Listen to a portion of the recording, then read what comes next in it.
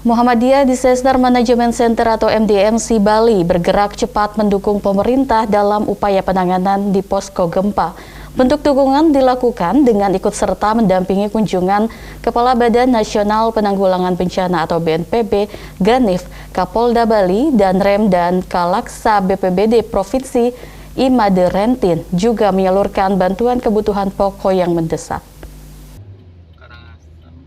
Gempa magnitudo 4,8 pada hari Sabtu 16 Oktober yang lalu menimbulkan dampak kerugian di Kabupaten Karangasem, Kabupaten Bangli, dan Kabupaten Bangli.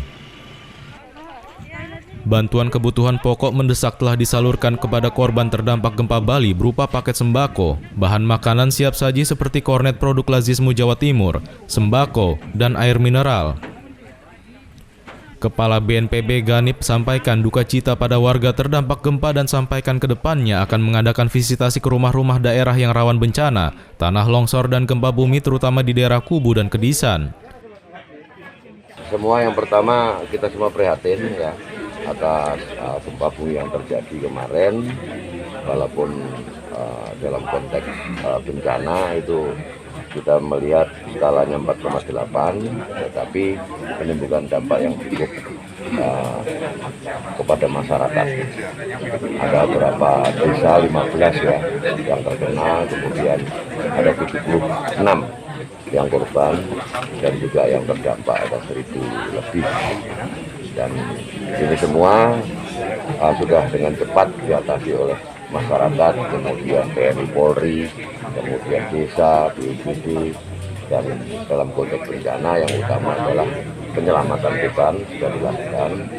Dan untuk itu saya juga selaku BNPB menyampaikan ucapan duka cita karena ada satu anak kita yang meninggal dan ada 76 orang yang luka-luka.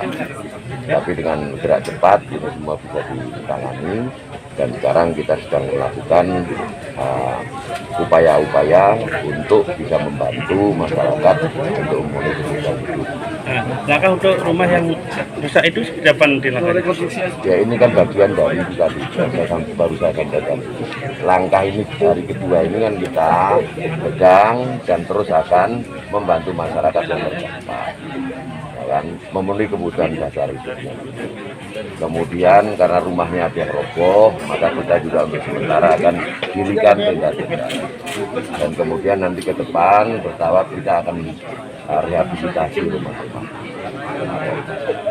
Demikian Pak. Jadi kan ada tahapan.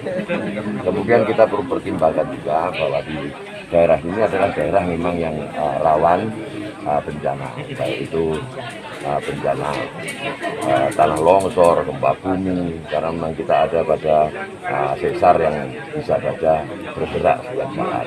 Nah, ini perlu nanti dilakukan langkah-langkah mitigasi untuk bisa mengurangi nanti ke depan apabila terjadi gempa-gempa semacam ini.